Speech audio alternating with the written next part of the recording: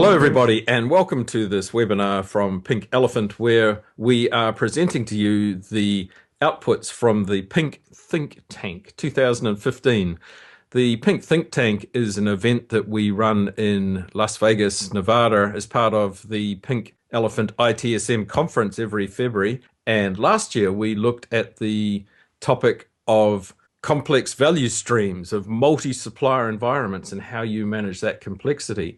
But this year, we brought together a panel of luminaries from around the world to look at a topic which is possibly deeper and more profound and very fundamental to IT, the topic of IT governance, or more particularly, the topic of IT governance missing in action, how in so many organizations there isn't effective IT governance in place, and how that absence is actually the root cause to a lot of other symptomatic issues that we wrestle with. Now, the objective of the Pink Think Tanks is always to produce pragmatic, actionable advice, to produce really useful outputs that you can engage with and do something with. And so the Pink Think Tank was all about that.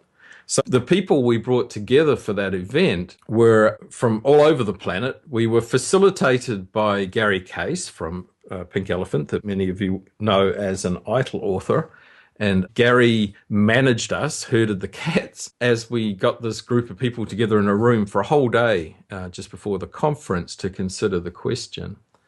Other members of the Pink Think Tank were Alison Holt, a fellow New Zealander with me, who chaired the ISO 38500 committee that put together the IT governance standard.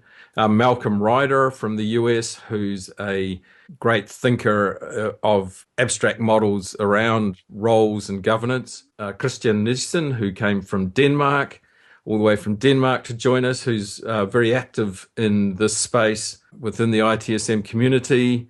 Jack Probst from Pink Elephant, who's brought the sort of ex-CIO, senior IT view to things.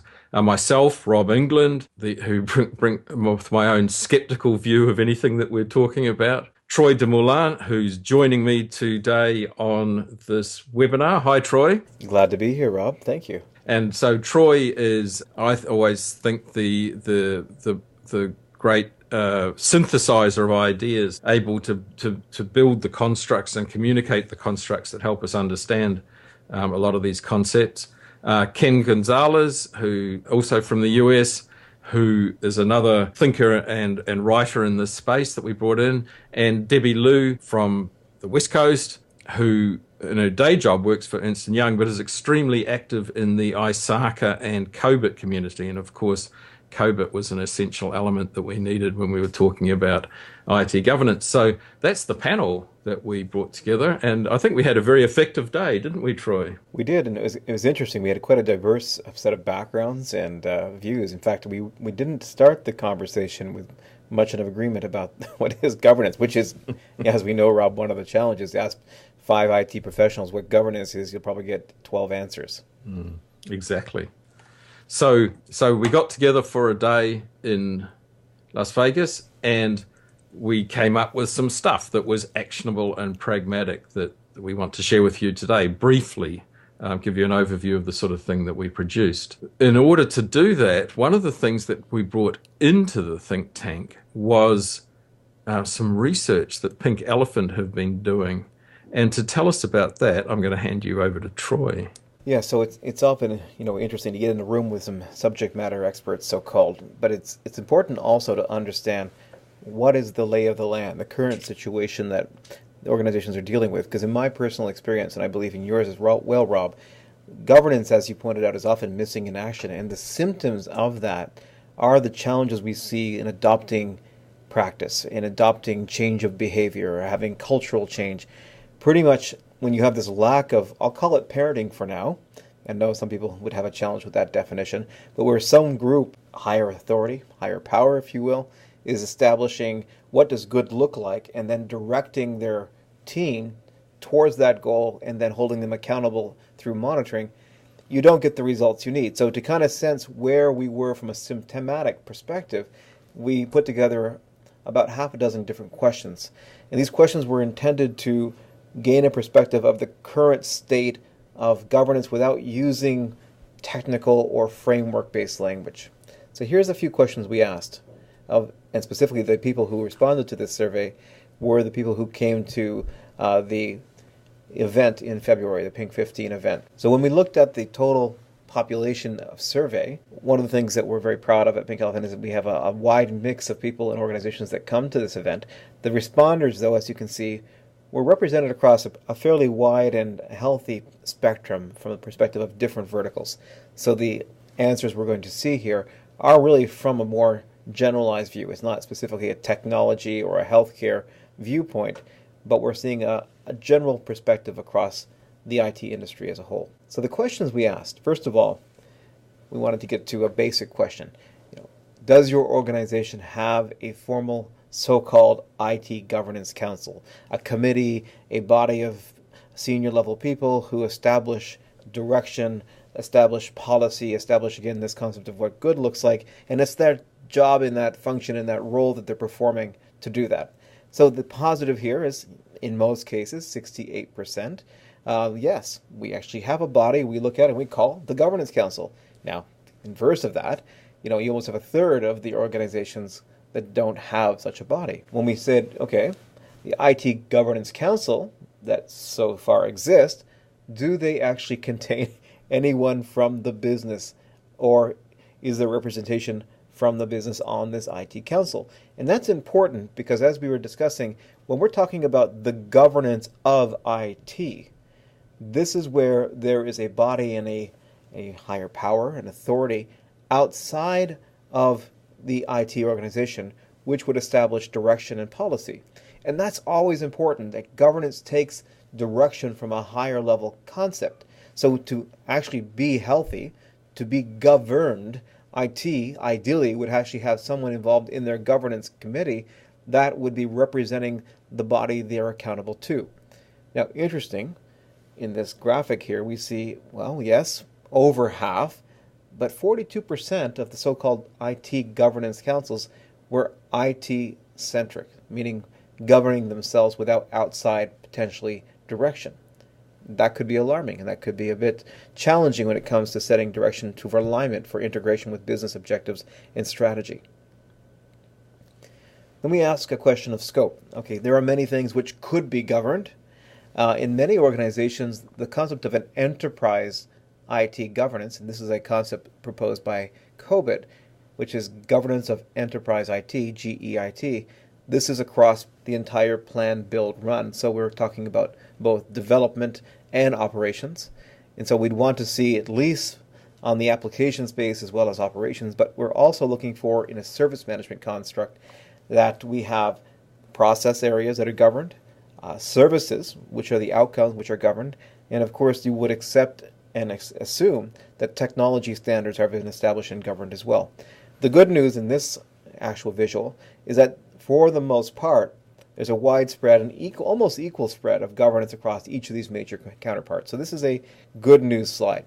It's not heavily weighted, for example, just to technology architecture, which it could be if it was a technology crowd. Now, ask the same question to perhaps an audience not going to a service management event, you might have actually seen that. But in this case, we have a good balanced approach. So then we got to some tougher questions.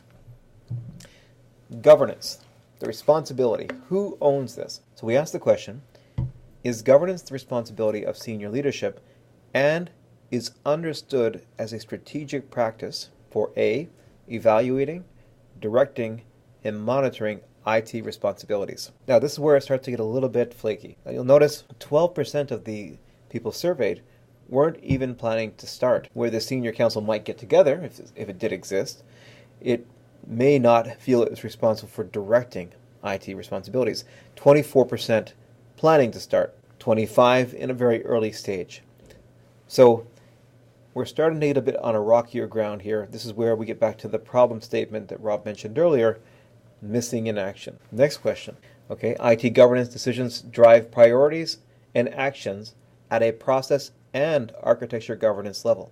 So is it more than just technical architecture? Are we talking about now establishing what does good look like for core capabilities around project management, architecture, security, service management? And so at a process level, we have, again, almost 50% of the people that are very early stages or haven't yet to start. So again, not that far advanced. Third question. IT governance expectations are documented. So it's one thing to state your assumption, but are they actually documented? And are they shared for all internal and external, which is important, not just talking about internal, but also the third parties that are involved in being part of the value stream, value system, that they're documented and shared across this boundary. Okay, starting to get a little bit more shaky. There are more organizations which declare them verbally, but not necessarily have these things documented. In the way that I tend to think of things, unless it's documented and it's agreed, it's not true. Because otherwise it's subjective, it's relative, it's open to debate. Business or board level executives play an active role in evaluating the capability of IT resources to meet ongoing and future business needs. So not only are they participating in a governance council, but they have an active say about how priorities around resource management, resource utilization, resource prioritization are actually being managed. In this case, we're starting to see some more positive. This is good. Business unit stakeholders are involved with IT leadership in making strategic decisions. So it's one thing to take external direction, but is there a joint partnership in that decision-making process? So we plan to start 20%. We have started 27. Again, what we're seeing in all of these visuals so far, as we've gotten to a bit more specific questions, is roughly half of the participants of the survey are either very early days or not even started. Half somewhere along the continuum of actual capability and maturity. Business and IT strategies are integrated and exist in the same document. That would be an advanced maturity. So we have here 39% planning to start and 33% they've just begun. And I think an interesting point, Troy, is that the self-reporting is like 50-50 or thereabouts, but this is a self-assessment. It would be fascinating to see the same data objectively assessed by a COBIT auditor, because I'm pretty sure that a lot of these people are optimistic as well, right? Well, yeah, you can tend to go one or two ways. You can either be over-optimistic because, the glass is half full, or some people will go the other extreme and be overly pessimistic. But you know what? In this context, I would probably guess there would be more on the optimistic side. So, or not naive, perhaps. Yeah. One of the first things we did in the think tank was to agree on a problem statement, and we agreed quite quickly, which was great. And this is the problem statement, that the governance of enterprise IT is missing in action for most organizations. The most is a strong word, but I think we can justify that based on the data that Troy just showed us. And to some degree, the IT is not being governed.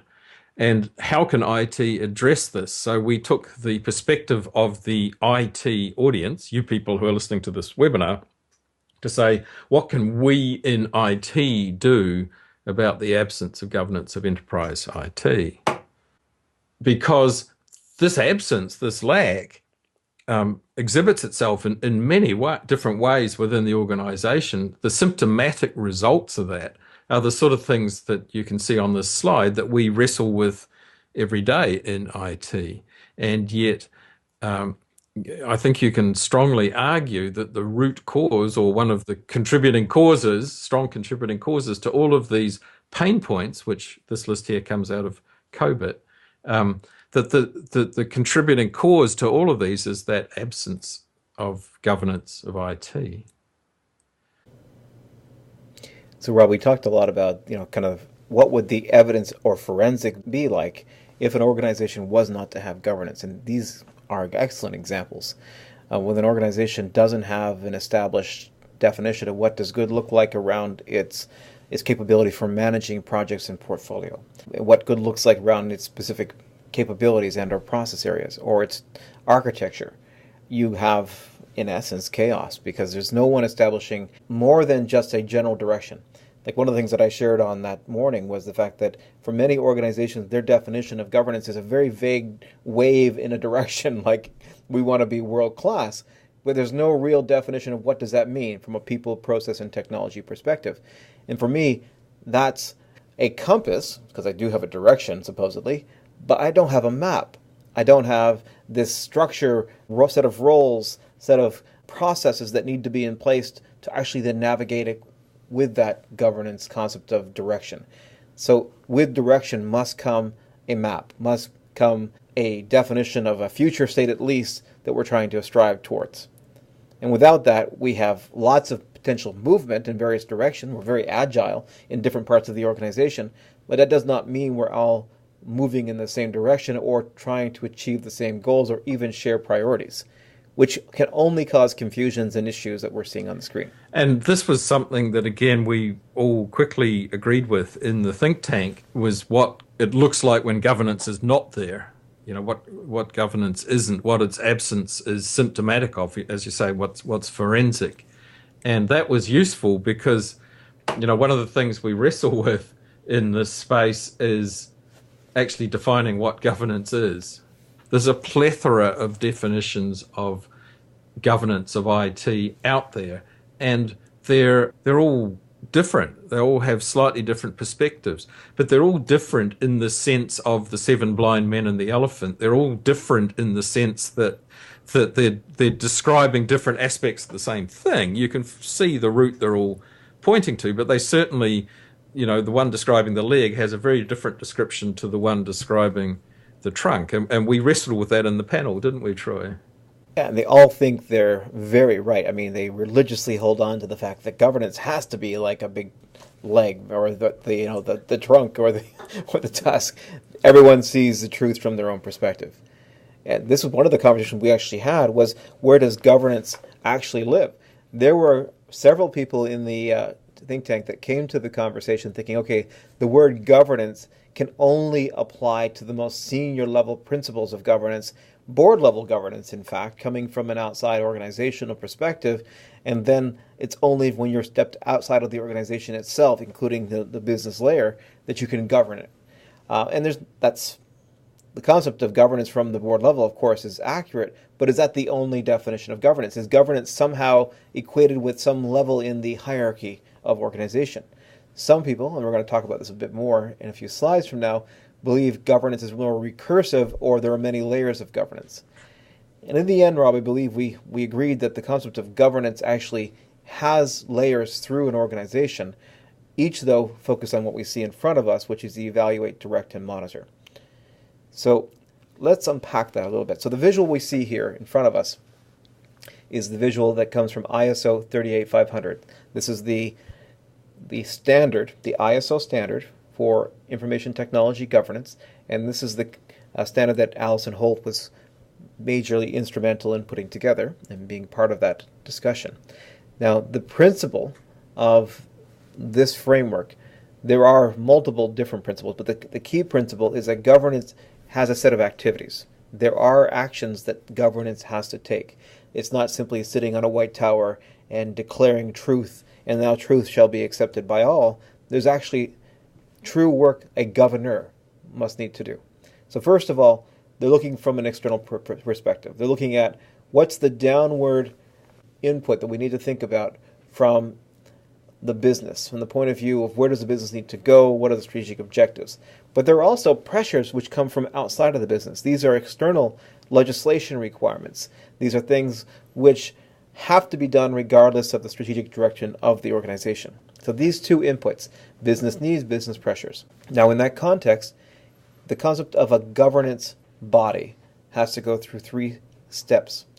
Now I prefer to start with evaluate, but let's consider that evaluate first has to start with the definition of a reference model of a future state. Before I can evaluate my current position, I have to have defined what does the future state, the intended state that I want to move to or look like or resemble. What does that mean? What is it that I'm trying to achieve? Because it's only when I establish that reference model that I can then take a baseline, which is my current state according to that reference model. Now, obviously, it's going to be difficult to achieve all of your results in one pass of a continual improvement cycle.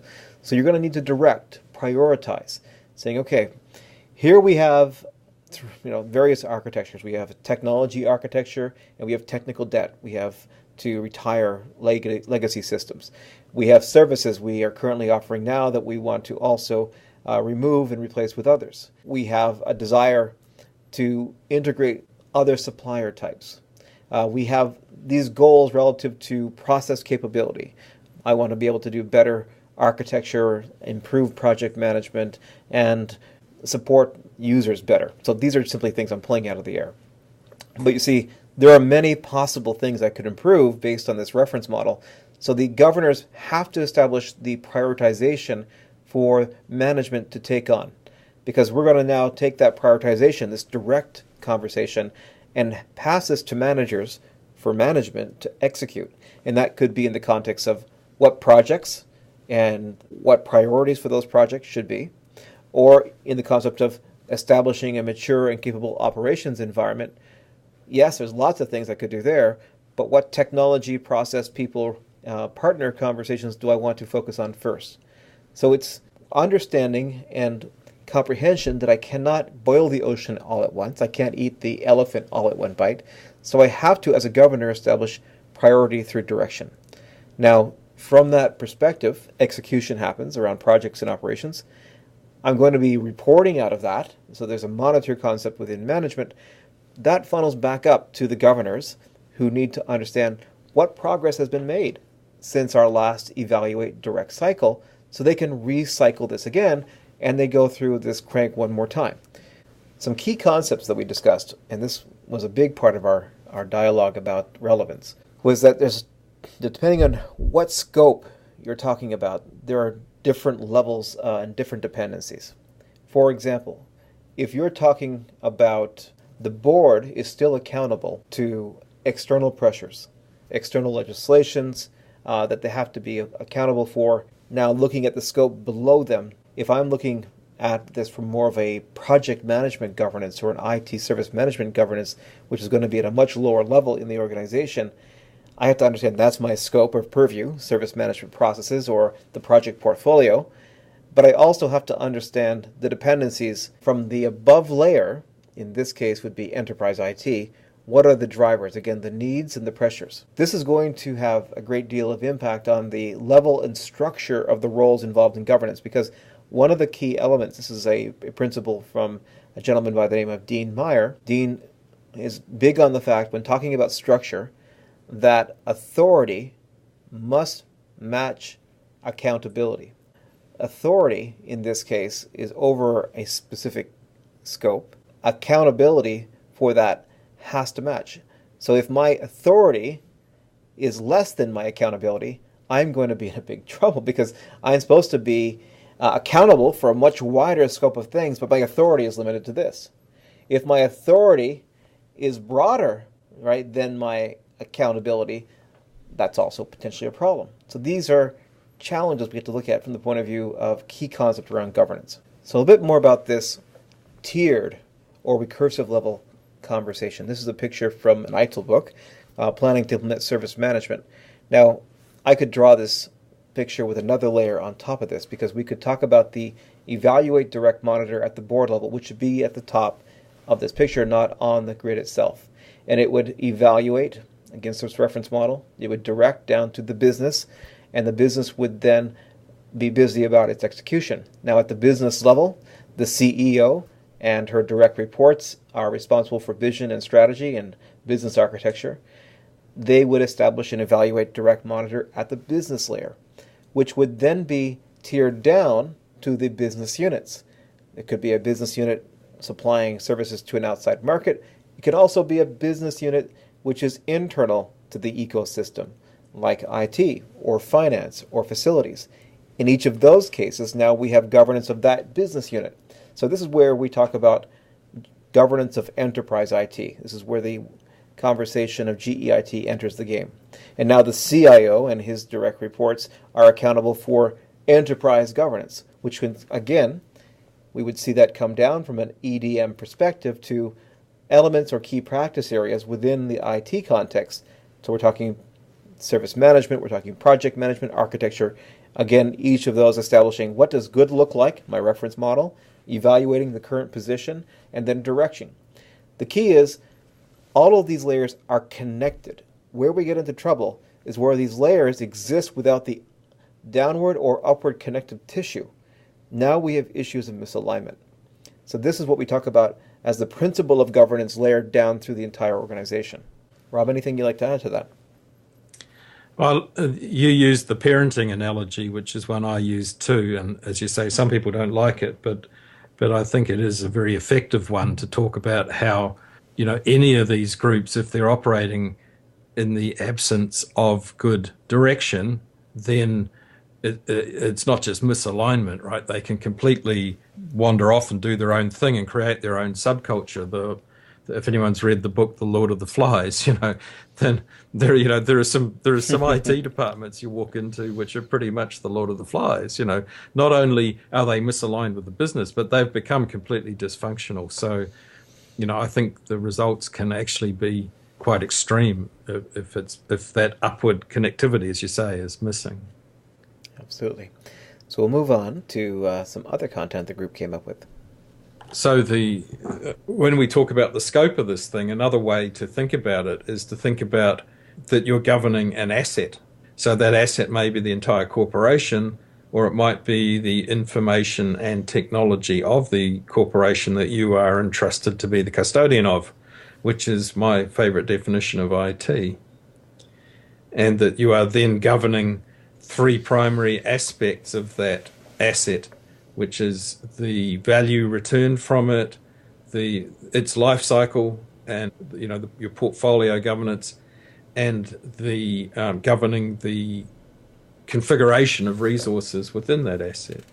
The reason why we're doing that, if we look at these different aspects, the who, what, when, where, why, one of the things that COBIT talks about a lot is this trio of resources, risk, and value return from investment. And this aspect of the governance model in terms of what we're managing and why we're managing it. And then, of course, at the bottom, Troy's already talked to the EDM model, the evaluate, direct, and monitor, as to how we actually go about that. So we used a number of different models by which to abstract governance and to think about governance. And we'll be putting those together for you in a white paper going forward, drilling down into all the different aspects of how we modeled these things, what it was that you govern, when you govern it, and so on. And finally, we worked our way through to a picture which we drew on the flip chart here, which you can see is clear and self-explanatory. Actually, so after a little bit of work, we cleaned that up a bit, and we came up with a model for the different modes of governance that we operate in. And we took the old consciously competent, consciously incompetent model that people joke about slightly, but also seriously apply, and modified that slightly to talk about organizations that are incompetent, competent, and unintentionally and intentionally operating. And so the bottom left quadrant there, you've got the chaotic organization that is unintentionally incompetent, which probably characterizes an uncomfortably large number of organizations in terms of governance, right? And then the bottom right one, the irresponsible, is the organization that's intentionally incompetent in governance. So irresponsible is a kind word because, for some organizations, they're actually deliberately breaking the law. That's right. So, Enron sits down in that bottom right quadrant. And we didn't talk too much about that because we sort of said that that's a separate issue in its own right, is the deliberately incompetent organization. And that if you're in such an organization, then you have a much more fundamental issue that you need to deal with than how do I get governed better? It's more like, where should I go to work? So we looked at the top two, which are the competent, unintentionally competent. So it works, but we're not entirely sure why, which we characterize as lucky. It's worked so far, so it must be good. And then ultimately the end game, of course, is the intentionally competent organization that's doing a good job of governance. And we thought that there was this maturity path, this progression up through those different modes, and you could use some sort of CMM maturity model, or there are other various models for modeling the competence of an organization in its governance capabilities. So then we talked about the forensics. We talked about, so how can you understand your own situation in governance as an organization? And we thought about a bunch of various different tools there, a survey that, score yourself on these various questions, and then the total score will indicate something around where you sit, or a thing that we called the grid. So the grid, a big matrix that we put together within the workshop, where we looked at those four quadrants in the organization: the low intention, low competence, low intention, high competence, and so on. And we looked at a whole lot of different aspects of governance, and then we looked at the characteristics that would characterize each of those columns. Now, all I'm trying to say here is that we've got pages and pages and pages of this stuff, and I'm not going to go into all the detail of it here, but we spent quite a bit of time capturing the various attributes and characteristics that would characterize an organization that was in one of these four of the quadrant, and as a forensic tool to say it would look something like this. So these forensics that we've talked about are something that we'll be coming out with later, and I'll get to that at the end of the presentation. And possibly we'll come up with some other forensic tools, and also we will point you to forensic tools that exist in the industry, for example, in COBIT. And then finally, the thing that came out of the think tank was, because as I said at the start, we wanted to make it pragmatic and actionable. So we had to end up with some practical advice, some actionable advice that you can use in your organizations going forward. But change isn't easy, is it, Rob? This is where we talked about, when do organizations shift from their current position of, either intentionally incompetent or unintentionally incompetent to, to lucky, wherever that might be. And most organizations, we have found over time, will normally change because there's an external pressure. There's something outside of themselves that has said, okay, the status quo is no longer tenable, or there's an opportunity for change we've been wanting to for a long time, and now the time is right. There's an old saying that never let a good crisis go to waste.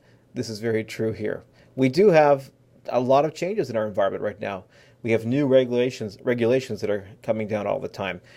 We, in our last think tank, have been discussing the fact that a trend in the organization is to have increasing numbers of third-party suppliers. So how do you govern and orchestrate basically a complex environment that's becoming more complex every day? These are all trigger points to say, okay, we understand how we have been operating until this point, and in the survey we see where we are currently, but we need to move the needle up a little bit here to actually gain some kind of control over not just our lives, but to provide value to the business. And they're particularly an opportunity to push it up the pole, up the line, as you said, the absence of that connective tissue, the absence of that higher layer of governance. You can sort of talk about it all you want to your masters, but you probably won't get their attention until there is one of these trigger moments where they go, we're not sure that you will cope adequately with the merger. Reassure us that you will. Well, yes, we'll cope, but this is what we need from you. Or the board says, this must never happen again. And we say, well, we'll do our best to make sure it would never happen again. This is what we need from you. So those are the opportunities to push the understanding, the comprehension, the definition of governance up to the higher tiers. But in the absence of, let's say, that connective tissue, or let's say the higher tier is not even willing to engage or provide direction, there's nothing stop a part of the organization, a sub-capability, a service management type of group to get its own house in order. Because either it can operate under last directions given, or it can take a generalized set of these are good practices in the industry. Ideally, we're connecting up and we're taking alignment from the upward level. But if that doesn't exist, that's still not an excuse to do nothing. So there are many things on this slide we can actually do. Absolutely. So whether we have a mandate to do it or whether we do it in a guerrilla fashion, this is a 10-step process that we'll be talking about in the white papers that we produce. I won't go into it today, but there is an approach that you can take to putting governance in place. In fact, there's a number of approaches. This is the one that we'll talk about. But you can be done, as you say. And I like to use the analogy of plug and socket, that even if the governance layer above you is not currently plugging in, you need to be getting the sockets ready in order to be governed. And as you say, Troy, in order to govern your little scope, your little domain, the space that you're dealing with. So the outputs from the think tank are still coming. That's the reason we're recording this webinar, is just to let you know what's going on. And moving forward, we'll be producing a series of white papers. So 4 of them are planned, which are the 4 you can see here. So Troy's got the first one, lucky Troy. And we'll also be producing other media as well. So a poster probably, and this recording, and we'll get the panel of the Pink Think Tankers together to see what other artifacts we can produce for you going forward through the rest of the year. So that leaves us with, how can you learn more? So there's still tweeting that's going on out there about the Pink Think Tank. We have hashtag PTT15. We've already begun thinking about next year's topic, haven't we, Rob? Yes, planning is underway. Yep. Okay. We have the Pink Think Tank LinkedIn group. We've posted last year's artifacts because last year around the complex supplier model, we created 3 papers as well. So there's good guidance out there. Look for the Pink Link newsletter. If you haven't subscribed to that, that's where these upcoming artifacts are actually going to be presented and distributed. And for those of you who are interested in hearing more about this, and more from a how do I use an existing framework like COBIT to do good IT governance, I would recommend a podcast. We have a practitioner radio series that is very well appreciated, and we have a podcast specifically on this topic, effective IT governance with COBIT 5. And there's the link. And that's an excellent podcast. I agree. So thank you all for listening, and we appreciate your interest in the Pink Think Tank. And stuff is coming, we promise, so be patient. We'll get it out as quickly as we can to you. You understand that white papers take a little while to prepare, but we'll put together these forensic tools, these white papers, some other artifacts for you in the coming months, small number of months, to help you to understand and deal with this problem of IT governance missing in action. Thanks very much for joining me, Troy. Well, that for me is the wrap for today as well. Thank you, Rob, for your time today, and I'm looking forward to seeing what comes out of the rest of these white papers and artifacts. Indeed.